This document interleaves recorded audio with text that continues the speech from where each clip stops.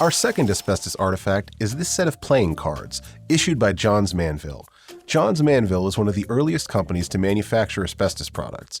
It also grew to be the largest asbestos company and eventually the most infamous. In the mid-1800s, Tommy Manville's grandfather, Charles B. Manville, was a photographer who quit his job to prospect for gold in the Black Hills of South Dakota, but came up empty. He came home and started the Manville Covering Company selling building supplies. One of the products he sold was a roof shingle manufactured by inventor Henry Ward Johns in his New York City basement. Johns' shingles were popular, and Manville saw the opportunities in asbestos, so he bought Johns' company, consolidating their operations in 1901 to form Johns Manville. Johns Manville had annual sales equal to $100 million in today's dollars, and established JM as the largest manufacturer and distributor of asbestos products in the country. JM manufactured an incredible number of asbestos products, from roofing and siding, to automotive packing material and brake linings, to cement insulation and adhesives. Domestic asbestos products declined in World War II as JM ramped up production to build and fireproof U.S. Navy ships. But after the war, Johns Manville added fiberglass and expanded their product line, and as cities like Las Vegas were tripling in population, JM made hundreds of products that were built into the homes and driveways spreading across the country. Promotional products like branded matches and calendars began in the late 1800s and kept some companies afloat during the Depression. By the 1950s, promo products were a big business unto themselves, with all the style and attitude of 1950s graphic design and typography, like these JM playing cards. These cards in particular promote a JM product that may be the quintessential component of post-war suburbia: vinyl siding. The building of the Hoover Dam brought many jobs and even many more people. By the end of World War II, Nevada was the fastest-growing state in the country. As famous hotels and casinos of the Las Vegas Strip were built, and stars like Frank Sinatra graced its stages and casinos, 1950s Vegas came to define glitz and glamour as much as Hollywood.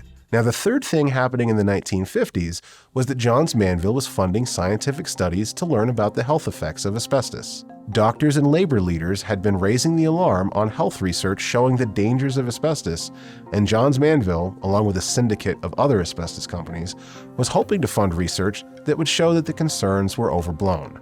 When their research showed that asbestos causes diseases, including cancer, Johns Manville was instrumental in burying the results.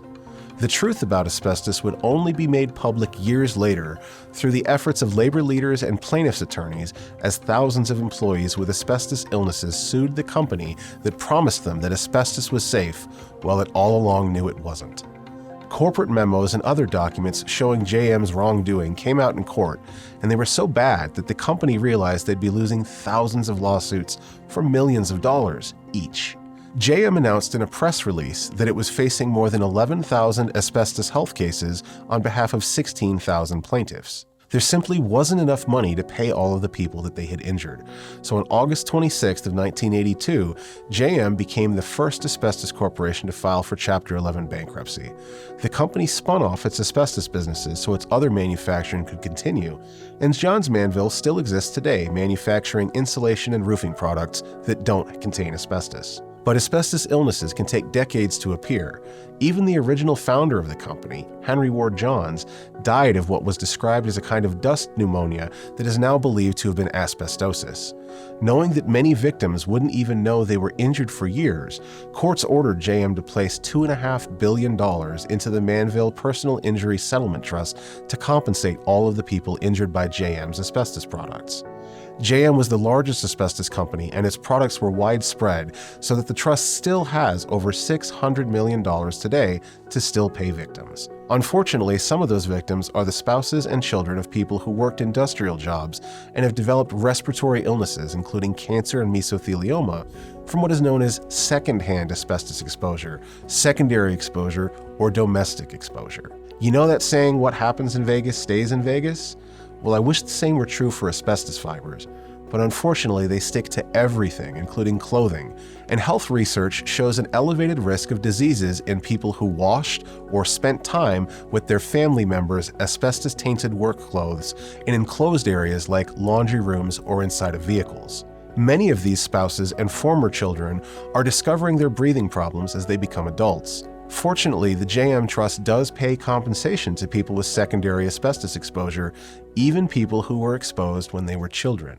So the JM fortunes that filled Tommy Manville's trust ended up in a different trust for children who were left a much different legacy. Tommy Manville's grandfather, C.W., retired and let his sons run the business, while his grandson Tommy made a career of embarrassing his serious-minded father and uncles who were focused on art patronage and philanthropy.